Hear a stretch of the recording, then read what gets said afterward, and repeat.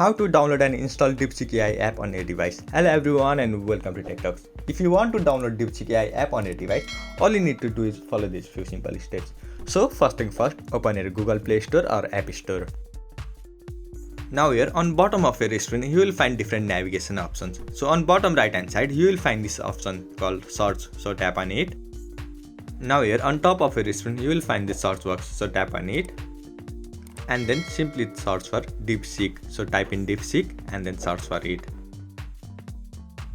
And here on your screen you will find this option DeepSeek AI Assistant. So make sure you tap on this right one, the one with the logo of fish, so tap on it. And then here on middle of your screen you will find this option called install, so tap on it. And within few minutes DeepSeek AI will be successfully downloaded on your device. So this is how you can download and install DeepSeek AI app on your device. I hope you found this video helpful. Thank you for watching. Follow us for more helpful tutorials. Subscribe.